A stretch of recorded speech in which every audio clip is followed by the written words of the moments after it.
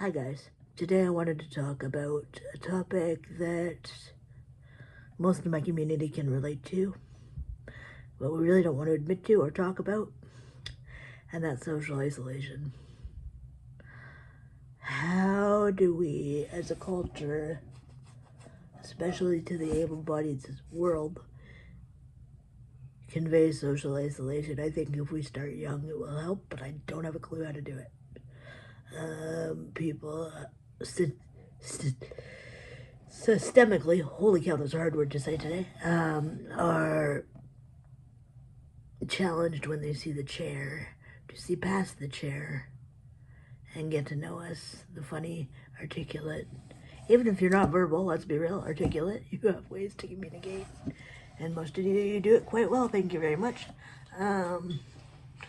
Community that we are. And often we're highly educated as well. Or working towards higher education, depending on your age.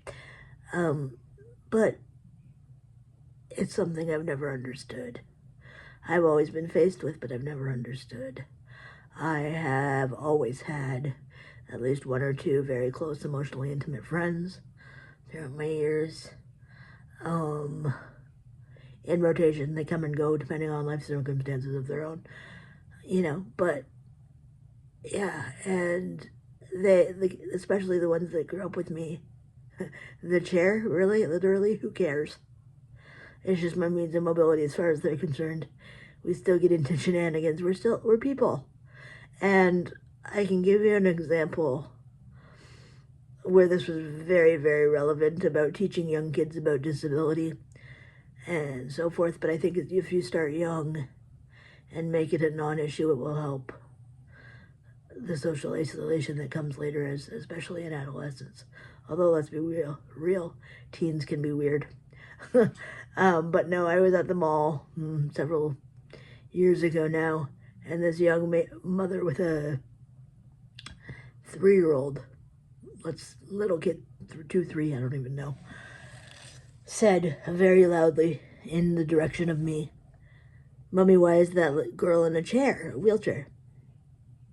And the mother shushed the child and ran off, embarrassed, and said, "We don't talk about that because she was in a car accident." I literally chased that woman through the mall, stopped her, and explained in age-appropriate reasons to the child that my legs don't work because I have a disability, And she looked taken aback, and I said, "Please don't teach your child that every person in a wheelchair is a car accident victim, because that's not the case." And that's where the issue lies for me, is teaching misinformation, unfortunately. I mean, I understand that there are accident victims and car accident victims and so forth, but that's not the be-all and end-all, and I don't want the next generation of kids growing up fearing that every young person they see in a chair has had some tragic, horrific thing happen to them that caused them to be, oh my God, I can't even believe I'm going to say this, wheelchair bound for the rest of their life. Because that's not the case. No, my wheels are literally just how I see it, the way I choose to move around, or have to move around, therefore choose to move around. It's the most functional means of mobility for me. Actually, when I had an airline lose my wheelchair a couple years ago as well, and I did a video on that. Go look it up, it's on my channel somewhere.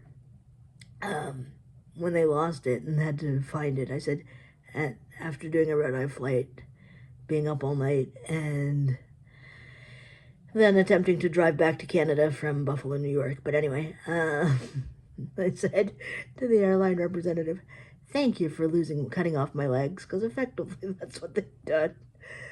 And they didn't get it. It went right over their head, but that's okay. I was amused, needless to say, at that moment. I wasn't mad because I figured they would find my chair, and they did within 24 hours. But I went home with a rented wheelchair from the airport for anyone that wanted to know. But yeah, my point is that if we start young, we can teach the next generation to not fear the unknown and to ask questions. I absolutely do not, and most of the disabled community does not mind educating. I mean, we're kind of forced into that role, so something we've just learned to deal with as we got older. And those that do tend to say, sorry, I'm busy, I can't at the moment, you know. We're polite about it when we can't, but I don't mind taking 5 minutes out of my life to answer questions. But make them appropriate. I've also had some very inappropriate questions asked in public by either really ignorant society or just really nosy people that I can't even believe it. I can't even repeat them. It's that bad. But anyway, let your imagination run with that one. But yes, there are ways to combat social isolation from respectful, well-meaning people. You got to be a little bit bold on your end too, and strike up conversations with people.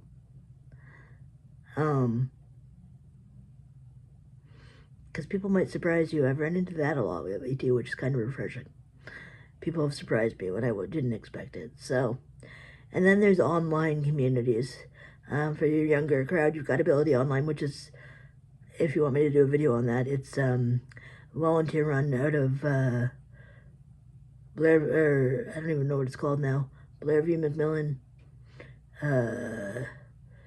Center. I don't even know what it's called, my goodness. In Toronto. It's a pediatric rehab center in Toronto. For the life of me, I can't remember the name of it at the moment. It was started by a psychologist because of social isolation among children.